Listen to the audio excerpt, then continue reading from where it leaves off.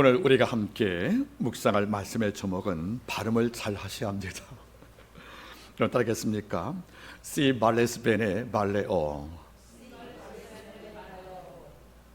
예, 발음을 여러분 잘 끊어서 하셔야 욕이 안 됩니다. 자, Si parles parleo, bene parleo란 말을 갖고 오늘 하나님의 말씀을 함께 나누겠습니다. 오늘 말씀은 좀 편한 마음으로 들었으면 참 좋겠습니다. 말씀을 증언합니다. 지난주에 우리 한국 영화사상 아주 위대한 쾌거를 이루었습니다. 봉조 감독의 기생충이라는 영화가 90회 아카데미 시상식에서 4개 부분을 석권을 해서 우리 마음에 엄청난 자긍심을 심어주었습니다. 수상된 작품 부분 4개도 다른 것들이 아닌 감독상, 작품상, 또 각본상 또는 국제 평론가상을 탔기 때문에 어찌 보면 노른자상을 다 탄 것입니다. 그래서 너무 감사했고 아마 기회가 있으면 그 영화에 대한 분석을 제가 한번 해드리겠습니다. 자, 그런데 개인적인 생각은 물론 기생충도 재밌게 봤지만은 저는 그 영화보다 더 감격 깊게 본 영화는 따로 있습니다. 과거 2002년도에 여대 감독 이정현 감독이 했던 바로 지브로라는 영화가 더 마음에 감동이 됩니다.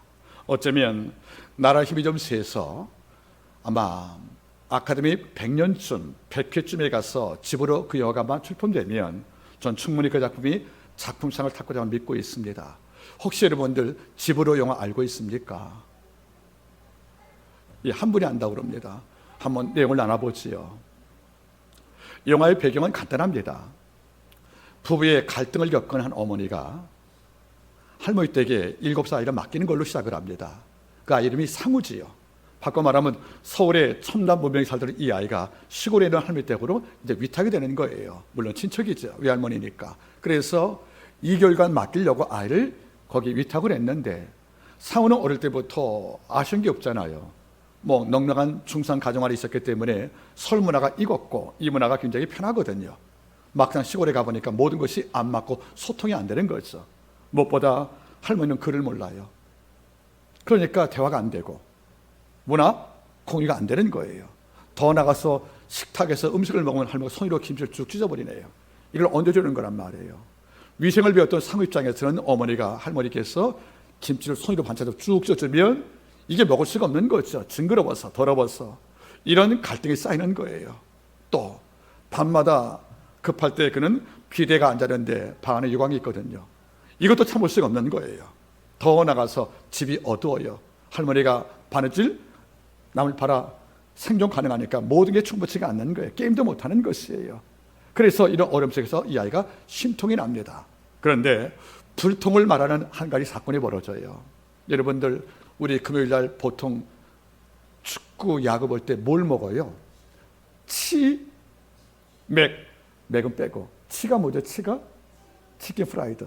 이런 양념이 좋아요? 프라이드가 좋아요?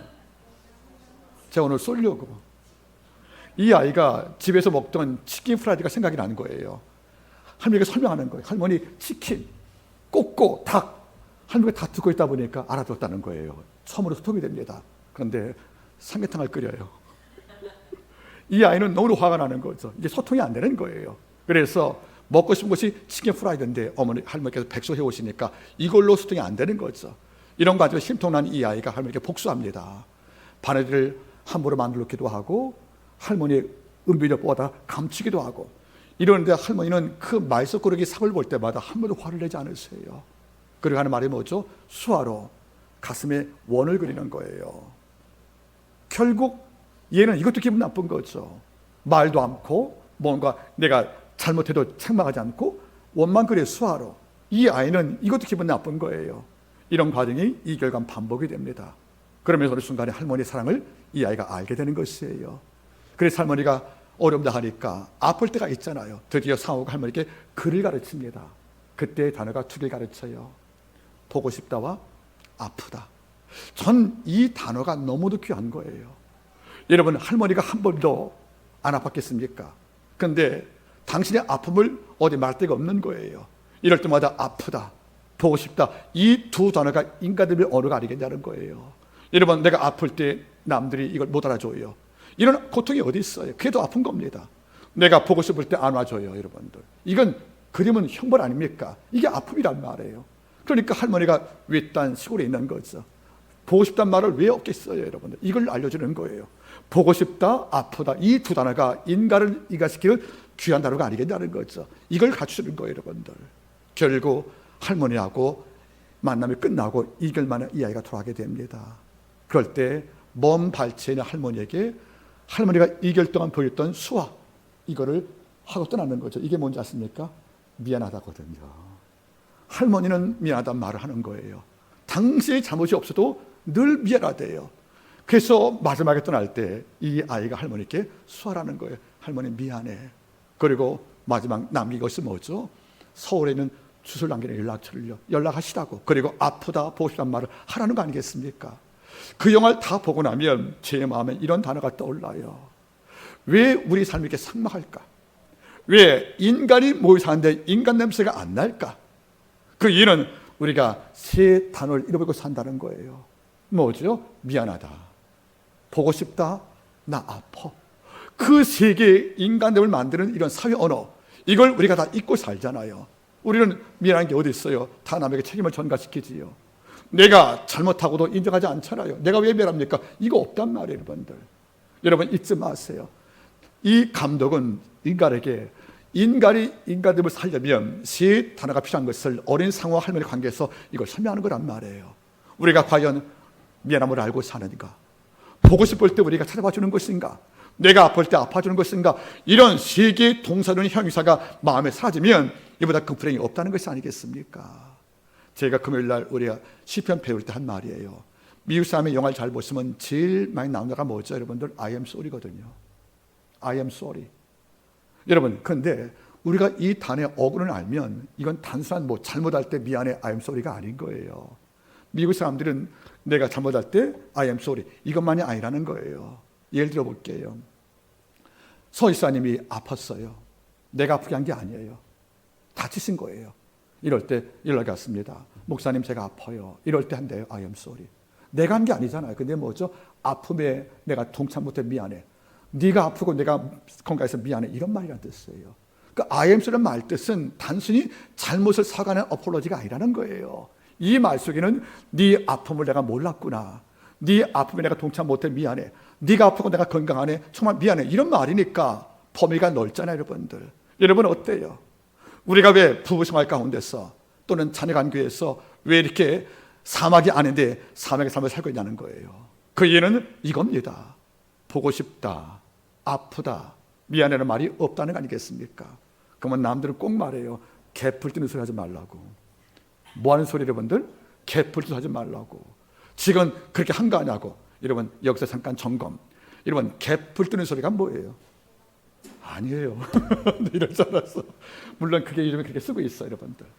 우리가 개가 풀뜬다는 말을 많이 쓰죠. 이렇게 표현한 건 맞아요. 근데 원래 출발은 달라요. 개풀이 뭐냐면 여러분들 시냇가 핏불이 개풀이에요. 개울물의 핏불이 개풀이거든요. 그래서 여러분들 시냇가가 있어요. 여기 풀이 뿌고 있어서 개풀이거든요. 시냇가 풀은 먹을 수가 없는 거예요. 써서 상해서. 이걸 뜯어봤자 이 소리가 뭡니까? 아무 도움이 안 되거든요. 그래서 나온 소리 뭐죠? 개풀 뜬 소리가 나왔다는데 이걸 잘못 알고 개가 풀 뜬 소리 우리가 밖에서 사용하지만은 의미는 같을 거예요. 만약 제가 우리 나라가 살려면 서로가 미안한 마음을 갖자. 개풀 뜯고 앉아있다고. 고맙다 미안하다 하는 말이 뭐죠? 왜? 개풀 뜯고 앉아있냐고. 이럴지 모르겠지만 여러분 이런 말이 개풀 소리가 아니라는 것입니다.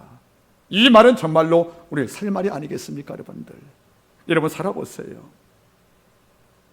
저는 나이가 들면서 이런 삶이 좋더라고요, 여러분들. 뭔지 아십니까? 똑똑한 사람보다 따뜻한 사람이 좋아요. 저는 그래요, 여러분들.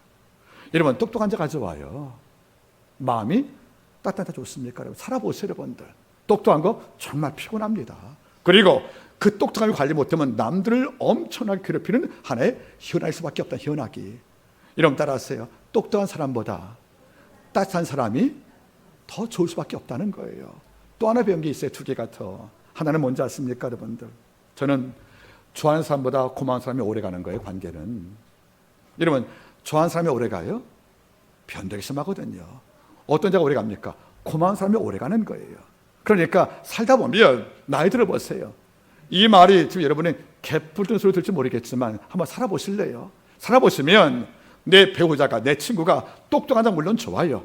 이런데 살다 보니까 마음이 따뜻한 사람이 좋아지더라고요.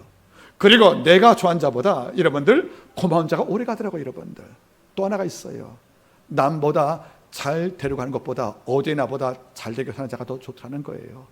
우리는 남보다 잘 되고 애쓰잖아요. 여러분들 물론 필요해, 경쟁 사회니까. 이런데 진짜 문제 아십니까? 어제의 나보다 나아지기 위해서 애쓰는 자가 더 크다는 걸 알 수밖에 없다는 것이에요. 여러분 이것이 개뿔된 소리 들리겠습니까? 저는 안 그래요. 살아보면 미안하다, 보고 싶다, 아프다 할 때 그게 대화가 될 사람들, 이런 자가 여러분들 정말 살맛을 주는 사람인 것이가 하면 또 살아보니까 똑똑한 자보다 마음이 따뜻한 자가 좋더라고요. 이런 자가 오래 밤을 새워도 시간이 아깝지가 않은 거예요. 그리고 여러분들 이 땅을 살면서 뭡니까 여러분들? 매일매일 남과 이기려 경쟁하는 이런 자보다 어제 나보다 더 나아지기 수고한 자들이 더 마음에 깊더라고요. 여러분들 또 뭡니까 여러분들? 우리 말 못하라 좋아하는 사람보다는 고마운 자가 오래 가더라고요. 여러분들 이런 관점 바라볼 때 나이 들어보니까 인간을 모두 관계를 정립하는 새로운 원칙이 생기더라고요. 이런데 이 생각이 저만의 생각이 아니었다는 거예요. 유대인들도 이 생각을 했다는 겁니다. 유대인들은 인간을 세 가지로 구분한다고 합니다. 첫째가 어떤 인간이냐면 질병, 즉 병 같은 인간이 있대요. 병 같은 사람. 여러분 병은 우리에게 뭘 줍니까? 고통과 아픔을. 만나면 고통과 아픔을 받는 거예요. 이런 사람이 있다는 거예요. 그를 만나면 내 마음이 아파요. 나쁜 의미로 고통을 받고 상처를 받아요. 마치 뭐처럼? 병처럼. 그러니까 유대인도 이걸 알고 있다는 거죠. 이 땅에 많은 무리가 살지만 실제는 병 같은 사람이 있다는 거예요. 이런 남자 뭐 없을까? 만나기 어렵잖아요. 뭐라는 게 좋지 않겠습니까? 근데 두 번째가 있답니다. 두 번째가 약 같은 사람이 있다는 거예요. 약 같은 사람. 물론 우리가 대충 의미를 알 수 있어요. 이런데 약은 매일 먹습니까? 아니 보약 말고 사용 매일 먹을 수 있으니까 여러분들 약은 언제 먹는 거예요? 아플 때만. 즉 평소에는 기억이 안 나요. 어려움 당할 때 한번 보고 싶지 않겠습니까? 그러니까 없어도 그만인 사람이 있다는 거죠. 물론 나쁜 자는 아니겠지만은. 그러니까 누구는 약 같은 남자가 있다는 거예요. 매일 보고 싶지 않지만 가끔 보고 싶은 사람이 있다는 거죠. 여러분들 세 번째가 있다는 거죠. 따라하세요. 밥 같은 사람. 어떤 사람이요? 밥은 어떻게 해요? 매일 먹어요. 질려요? 안 질려요. 그리고 뭘 줘요? 먹고 나면 신과 맛있지 않습니까? 누구는 매일 보고 싶은 거예요. 한번 여쭤보죠. 내가 아끼는 기업집사님, 우리 차라를 준호, 연엄마 볼 때마다 지금 마음이 설레요? 지금도 마음이 설렙니까 여러분들? 한번 더 여쭤보자.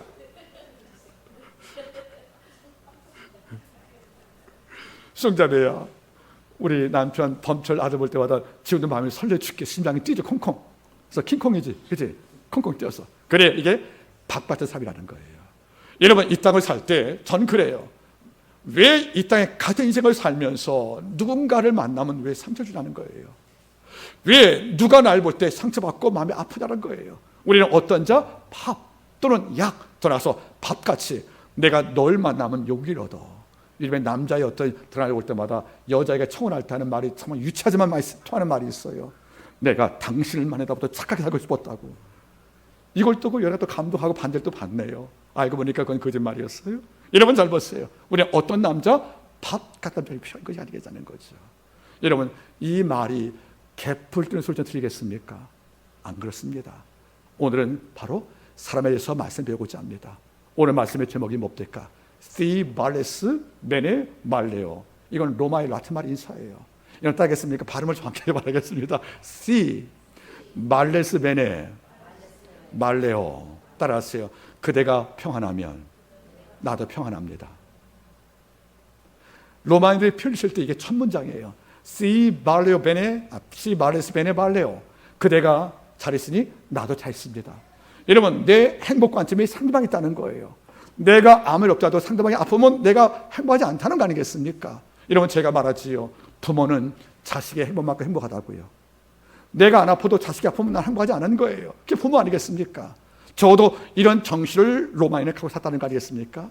Si 발레스 베네 말레오. 그대가 평안하니 나도 평안하다는 말은 평안의 관점과 행복 관점이 내게 있지 않고 그가 평안할 때 나도 행복하다는 말이 얼마나 귀한 말인지 아십니까, 여러분들? 이 말을 한번 지금 해보겠습니까?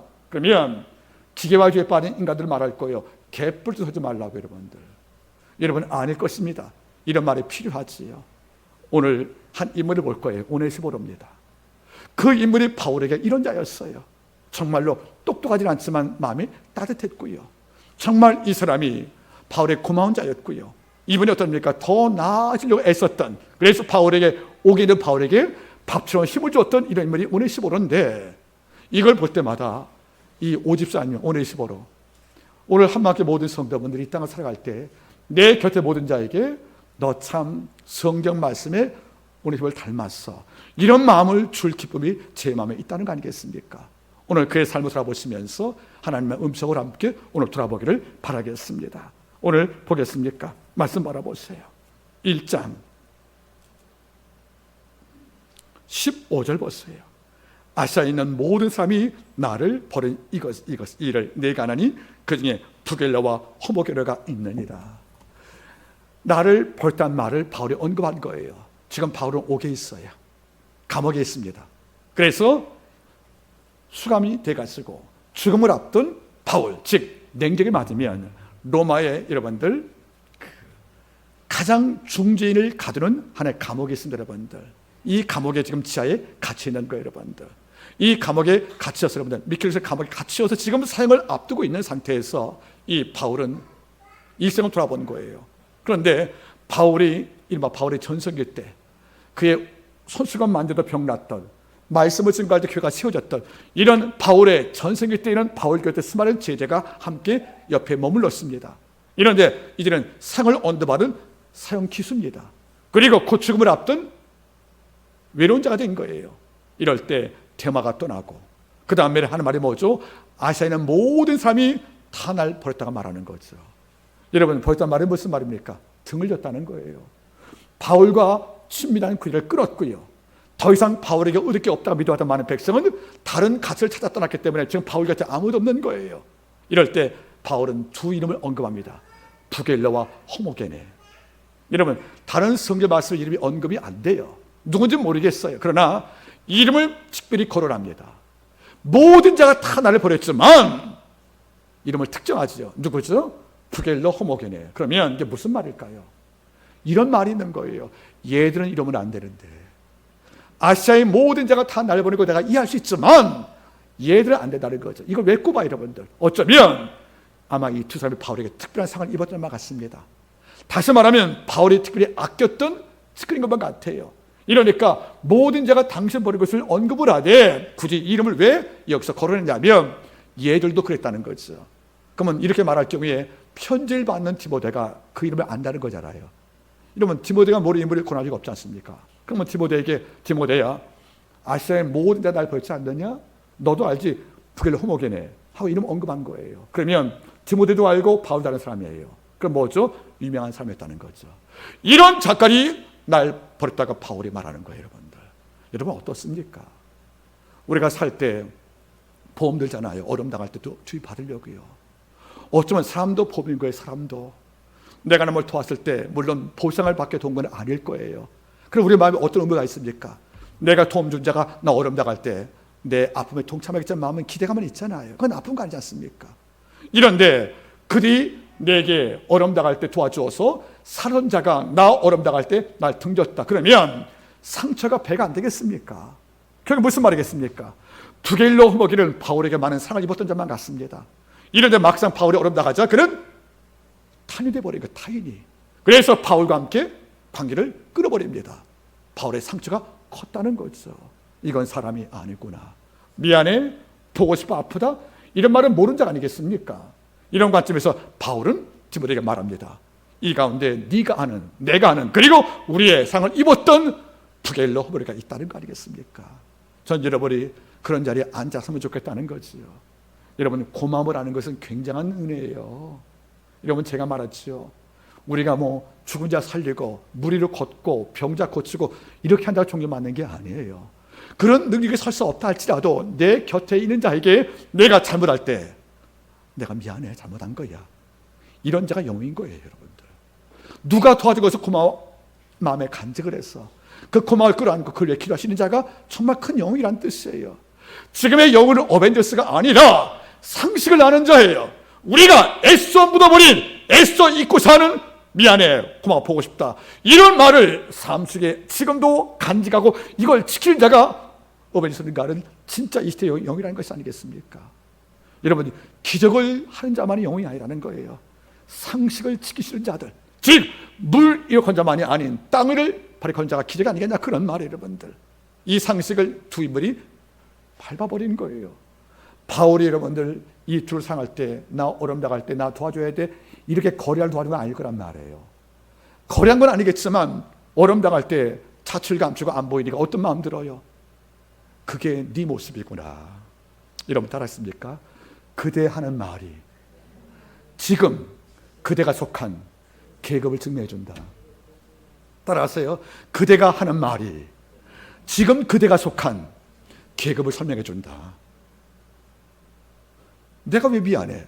그게 당신 계급이에요. 여러분들 1등병도 안 되는 겁니다. 보고 싶다, 나 바쁜데, 그 말이 뭐죠? 당신 계급이에요. 내 계층이에요. 내가 귀족이지 천별이지. 여러분들 이사 말씀이 있지 않습니까? 고상한 자가 고상한 일을 도모한다고요. 우리의 말 한마디에 뭔지 아십니까? 이 말 속에서 내가 속한 계층과 계급이 증명되는 거예요. 늘 미안하대요. 할머니가 늘 수화를 합니다.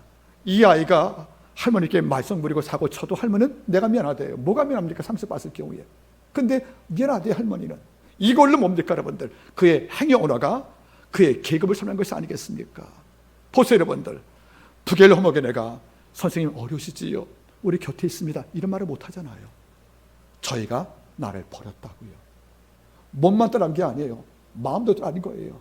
마음만 떠난 게 아니에요. 친교를 끊고 더 이상 바울을 안 보겠다는 이런 가락한 마음이 있는 거잖아요. 이걸 바울이 뭡니까? 디모데에게 이름을 언급하는 거 보시겠습니까? 이런 다음에 바울은 디모데에게 또 귀한 이름을 또 하나 소개합니다. 바로 그가 오네시보로입니다. 보세요. 16절, 원컨대 주께서 오네시보로의 집에 긍휼을 베푸시옵소서. 또 나와요. 18절, 원컨대 주께서 주로 하여금 그날에 주의 긍휼을 얻게 해주옵소서. 여러분, 부겔로 호모게노가 바울에게 고통을 주었던 이름이었다면, 즉 병 같은 이름이었다면, 이분은 밥 같은 이름인 거예요. 그래서 뭡니까 여러분들? 설명은 다음에 할게요. 반복된 기도가 두 번 나오잖아요. 원컨대, 원컨대가 뭐죠? 바라오 건대. 주께서 그의 가정에 뭘 베풀어달라고요? 긍휼을. 여기서는 긍휼이란 말이 헬라어로 엘레오스예요. 주님이 그를 불쌍히 여기다, 그를 안아주다, 그를 다독이다, 그런 말이에요. 다시 말하면 위로를 말하는 말입니다. 그러면 이게 무슨 말일까? 왜 하나님께서 갑자기 원컨대 주님께서 오네시보의 집에 그를 베풀어 주옵소서 말을 했을까? 몇 번씩? 두 번씩. 그러면 무슨 말이에요? 바울이 오겠지만 복을 빌고 싶은 사람이 있었다는 거예요. 여러분, 한 계획에 같은 문장에서 편지에서 복을 두 번이나 빌어요. 그날에 긍휼 달라고요, 그날에 복 달라고요. 그러면 바울이 글을 봤을 때 오네시보가 어떤 존재기에 한 문장 내에서 두 번씩 복을 빌 만큼 그 이름을 고려했을까 하는 문제가 중요하지 않겠습니까? 이거예요. 우리가 뭔가 모르겠지만 바울은 다른 건 몰라도 남은 힘이 있다면 이 가정이 주께 복을 받도록 복을 빌고 싶은 대상으로 이름을 거라는 것이 아니겠냐는 거예요. 여러분, 이런 자가 있습니다. 누구한테 뭐 받은 것도 없어요. 근데 고마워요. 그 자가 잘 됐으면 좋겠어요. 제가 근래 한 말 있지 않습니까? 따랐습니까? 얘야, 네가 복을 안 받으면 누가 복을 받냐? 이런 말 해주는 사람이 있다는 거예요. 여러분 잘 보세요. 이제 설명을 하겠지만 오네시보를 어떻게 했길래 바울이 옥중에서 당신도 힘든데 모든 배반당할 상처가 아픈 고통을 안고 있는데 그런 말하는 게 뭔지 아십니까? 어떤 한 사람 위해서 두 번씩 복을 겠다는 거예요. 복을 빌고 싶은 자가 있다는 거예요. 여러분들, 이런 자가 복된 겁니다. 누군가 만나기만 그러는 거예요. 난 네가 잘 됐으면 좋겠어. 왜요? 글쎄 몰라. 이유도 없어. 여러분, 그러면 어떻게 살았길래? 모든 자가 볼 때 얘는 복받을 자격과 준비가 돼 있다는 거잖아요. 이런 자를 볼 때 뭡니까? 내가 뭘 받은 것도 아니잖아요. 이런 하는 말이 뭐죠? 원컨대 주께서 누구누구 성도의 집에 긍휼과 복을 주시옵소서 이렇게 기도할 만한 이런 왜 여유가 생기냐면 그 삶이 그러한 주 복을 마음에 있다는 것이 아니겠냐는 거예요. 특징이 뭘까요? 늘 미안해는 말이 있는 거예요. 내가 잘못한 것 같아. 누가 넘어지면 내가 네 기도 많이 못했잖아, 미안해. 내가 뭐 바쁘다가 뭘 돌봐주었을까? 내가 미안해. 늘 미안해. 또 뭐죠 여러분들? 고마워. 또 뭐가 있어요 여러분들? 늘 널 보고 싶었어. 이런 믿음이 없고 이 땅에 세속에 중독된 그들이 볼 때는 개뿔도 들지 모르겠지만 하나님이 이 말을 기뻐하는 거죠. 이렇게 한 자에게 우리는 마음에 고마움이 있는 거예요. 그래서 말이 뭐죠? 내 반응은 제가 복 받으면 참 좋겠다. 쟤는 안 아팠으면 좋겠어. 제 기업은 잘 되어서 정말로 모든 자를 돕고 돈도 안 말고 보기 좋겠어. 이런 말이 우리 언어 가운데 충분히 건드리지 않겠냐는 거예요 여러분들. 보세요 여러분들. 주여 원컨대 주께서 우리 집에 긍휼과 복을 달라고 두 번 기도할 때 우리는 너무도 이 모습이 아름다운 거예요. 그런데 이유가 바로 등장합니다. 어떤 이유 때문에? 16절 저가 나를 자주 유쾌하게 하고, 저가 나를 자주 유쾌하게 하고. 저가 누구죠? 오네시보로. 나는 누구죠? 옥중 바울이에요. 여러분 눈이 어두운 바울, 지하 감옥에서 어려움당하는 바울, 여러분들 오시장 광장에서 승리를 앞둔 이런 바울이란 말이에요 여러분들. 그러면 모든 자가 다 날 버렸으니까 마음에 두 가지가 있는 거예요. 하나는 뭐죠? 배반감. 또 하나는 뭐죠? 외로움이 있는 거예요. 그들이 날 버릴 경우에 어떻게 안면을 다 닫아버리고 한 번도 옥을 안 차고 날려 변환할까? 어쩌면 내게 도움을 입은 자가 날 모른 채 할까? 이런 상처가 있는 거예요. 이 상처가 굶으면 분노와 증거가 됩니다. 또 한 가지 뭐죠? 외로움에 지치는 것이에요. 내가 일평생 수고한 대가가 이거냐? 내가 정말로 34년간 주의 충성을 다했는데 34년간 내가 베푼 충성의 그 끄트머리 주어진 대가가 감옥 갇혀서 모든 자에게 버림당하는 외로움인 것인가? 자기가 날 봐도 괴로울 거예요. 이런 상태에서 저가 나를 자주 유쾌하게 하고 찾아와서 바울을 기쁘게 주었다는 거예요. 모든 자가 바울을 등져 떠나갈 때 오히려 찾아왔다는 거예요.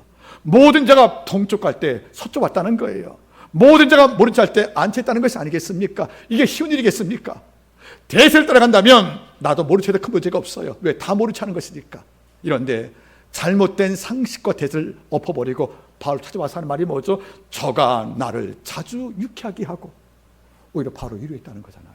어떻게? 선생님, 당신이 증거한 교회가 부흥되고 있습니다. 당신이 세례받은 많은 성도가 지금 줄 깊이 하고 있습니다 하고 지친 바울의 마음속에 생수 같은 말로서 그를 위로할 때 옥중 바울에게 이런 걸 준 거죠. 당신 삶이 헛되지 않았습니다.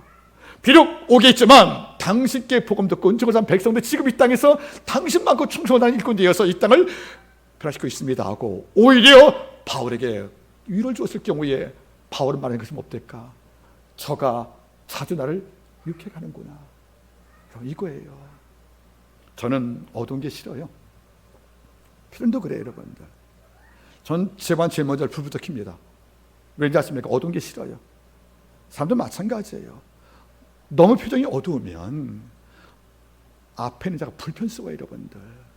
여러분 집에 살 때 왜 고통과 어두운 게 없겠어요? 그 표정을 잠시 교회에 올 때 밖에 두고 들어오셔야 합니다. 그리고 그냥 여러분들 다른 표정을 짓기 바랍니다. 이건 위선이 아닐 거예요. 오늘 보세요. 지친 바울이 이런 마음이 있을 겁니다. 도대체 내가 34년간 뭐 한 거냐? 내가 어떻게 했길래 아무도 날 모른 채 하느냐? 내가 나한테 싫은 거예요 바울도요. 그리고 뭡니까? 정말 날 버릴 수 있는 것이냐? 이런 상처와 분노 때문에 그 마음이 지금 지옥이 됐는데 그가 와서 하는 말이죠. 선생님 저 있잖아요. 오집사님 오네시보로 와서 하는 말이 뭐죠?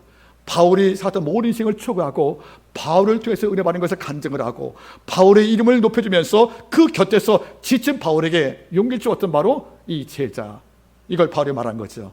저가 나를 어떻게 자주 유쾌하고 자주 왔다는 거잖아요. 지금같이 여러분들 휴대폰 있는 게 아니에요. 몸은 오지 않고 목숨만 준 게 아니라는 거예요. 왔다는 거죠. 와서 옥에 들어가서 며칠 지낸 거예요. 지내면서 밥도 해드리고 몸도 닦아드리고 여러분들 옷도 순하고 같이 옥에 있으면서 있는 동안에 바울을 기쁘게 해서 이 마음에 불쾌 감정을 취했던 것이 바로 누굽니까? 바로 오네시모라는 것이 아니겠습니까? 이런 자가 친구라는 것이 감사라는 거죠, 여러분들. 이런 벗이 몇 명이 되겠습니까? 그 역할을 물론 부부가 해야 됩니다. 그리고 교회에서는 성도가 필요가 있다는 거죠. 그 다음 어떻게 사는 것입니까? 또 봤어요. 나의 사세매인 것을 부끄러워 아니하여 로마 있을 때의 나를 부지런히 찾아 만났다. 여러분, 사슬은 뭐죠? 묶인 거잖아요. 왜?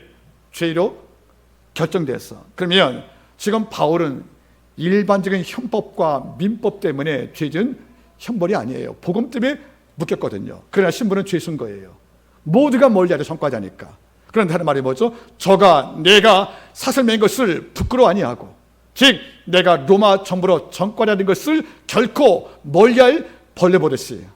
제가 요즘에 여러분들 프란츠 카프카의 변신을 강의하고 있는데, 제가 원고를 만들어 보니까 25장이 넘어요. 그걸 한번 다 만들어 봤어요, 여러분들. 그때 돈 벌어 왔던 5년 동안에 그 아들이 벌레를 바뀌니까 뭘 취급해요? 벌레 취급하잖아요, 여러분들. 발로 밀고 막대로 밀어놓고 음식을 던지고 이런 모든 과정에서 진짜 벌레가 되거든요, 여러분들. 잘 보세요, 여러분들. 왜? 내 새끼 부끄러우니까 방에 가둬서 벽을 놓고 대화해요. 소통이 안 되는 거예요, 여러분들. 이 아이는 답답하니까 벽에 귀를 대요. 대화하고 싶어가지고. 이런 관점 앞으로 나올 것인데 한번 잘 보기 바라겠습니까? 지금 바울이 역사할 때 예수 다음으로 존칭을 받고 참여했던 이른바 바울 용비어천가를 불렀던 많은 백성들이 지금 하는 말이 뭐죠? 다 등졌잖아요. 이런데 모든 자가 한결같이 바울을 멀리할 때 오히려 한 사람의 역주행, 오네시모가 감옥을 찾아온 거예요. 그리고 자주 그를 유쾌하게 하고, 그 다음 말이 뭐죠? 전과자가 되어서 기결수가 되어서 묶여있는 이런 바울을 부끄러워하지 않고 로마 있을 때부터 나를 어떻게 해요? 부지런히 찾아왔단 말이 뭡니까? 매일 찾아왔다는 거예요. 음식을 싸들고 겨울날에 웨이트 준비하고, 바울이 필요했던 여러분들 모든 음식을 준비해가면서 와서 옥바를 담당해서 바로 누굽니까? 바로 오네시모란 말이에요. 가뭄 때 물 한 방울이 여러분들 보약이거든요. 왜 이럴 때 전화 편지 한 통 여러분들 내게 희소식 아니겠습니까, 여러분들? 여러분, 제가 알죠? 가뭄 때 내리는 비를 뭐라고 불러요? 희우라고 불러요. 희우, 기쁜 비. 그래서 농부가 비가 오신다고 그래요. 비가 온다가 아니고. 위ром과 분노로 상처받아 천국을 바라볼 밖에 없는 이 바울의 그 처지에서 오네시모가 희우가 됩니다. 그래서 뭡니까? 부지런히 날 찾아왔다. 자주 와서 나를 믿겠다. 이런 자주와 부란 두 부사가 등장하지 않습니까? 여러분, 어때요? 오늘날 사람은 너무나 영악하잖아요. 손해 안 보잖아요, 여러분들. 남들이 다 버린 용도 폐기된 늙은 사도 바울에게 뭘 나올 게 있겠어요, 여러분들? 이런 자를 왜 찾아가요? 왜 여러분들 위로합니까, 여러분들? 그건 하나예요. 그게 내가 해야 할 당연한 의무로 알았다는 거 아니겠습니까? 여러분, 잊지 마세요. 모두가 버린 바울을 위로하고 살리는 것은 내가 지켜야 할 내 마지막 소망이었던 거예요. 그래서 시간을 물질을 다 투자해서 자주, 그리고 부려가서 지친 바울의 믿음을 함께 도와준 것이 바로 누굽니까? 오네시모라는 말이에요. 이러니까 바울이 뭐래요? 원컨대 주께서 그의 가족이 복주함이다가 2번씩 말하지 않습니까, 여러분들? 누군가 복빌고 싶었던 말은 인물이 바로 오네시모가 아니겠습니까? 지금 우리가 어떻게 살고 있습니까, 여러분들? 혹 누가 우리 평가할 때 쟤 결코 손해 안 보는 애야. 그의 경제관념, 막스 베버의 말대로 경제관이 충만한 인물이라고 생각하십니까? 욕입니다. 쟤는 뭘 해도 꿈쩍도 안 할 거야. 그게 신념이 굵은 바위 사람이라고 여러분들 고리시라는 말이에요, 여러분들. 여러분, 그 누구한테 똑똑한 자라보다 너 이렇게 마음이 따뜻하냐? 너는 이따가 살아갈 때 누구 이기려고 바둥거리지 않고 어제 나보다 더 나아지려고 애쓰고 있지 않더냐? 늘 모르는 자에게 고마운 자가 돼서 평생 기억되는 사는 것이, 여러분, 이게 우리가 말할 아름다운 하늘의 선물이 아니겠어요? 멸류관이. 여러분들, 바나바는 어떤 사람이요? 착한 사람이래요. 이걸 담고 있는 거예요. 바나바는 착한 사람이에요. 성령과 믿음이 충만했단 말이 나오잖아요. 그럼 여러분, 바나바 자리에 내 이름 넣어보실래요? 이게 어울립니까, 여러분들? 그게 어울리면 감사 아니겠냐는 거예요. 여러분들, 잊지 마세요. 고맙다, 미안하다, 그리고 보고 싶다, 아프다. 이 말은 개풀 뜨는 소리가 아니라는 겁니다. 말씀은 제가 맺기를 원합니다. 이제 우리는 인간은 호모사피엔스라고 그래요. 생각처럼 현명한 인간이에요. 그런데 이걸 넘어서 따라하십시오. 호모 심비우스, 공감하는 인간이 될 필요가 있다는 거죠. 따라했습니까? 호모신비우스. 공감하는 인간이에요. 누구의 아픔에 공감해서 내가 너 찾아갈게. 누구의 아픔에 공감해서 여러분들 가서 위로하고, 누구의 아픔에 공감해서 함께 가서 여러분들 함께 울 수 있는 이런 마음이 우리가 샀을 경우에 이 땅은 좀 더 사람 살만나는 인생이 되지 않겠습니까? 여러분 오늘 돌아가시면 집으로 그 영화 다시 한번 보시기를 바라겠습니다. 어쩌면 진행점 못지않게 메시지가 코드가 담기는 은혜가 많다고 생각합니다. 자, 따라하겠습니까? 시 말레스 베네 발레와 시작. 욕을 해 집사님은. 다시 하세요. 시 말레스 베네 발레오. 베네가 뭐죠? 베네 커피 할 때 커피. 베네가 라틴 말로 좋다, 복이다 그런 말이에요, 여러분들. 베네딕트란 말이니까. 오늘 인사할 때 어떻게 해요? 시 발레스 베네 발레오. 그대가 평안하니 나도 평안합니다. 이런 말이 우리 안에 상식되기를 바라겠습니다. 기도하겠습니다.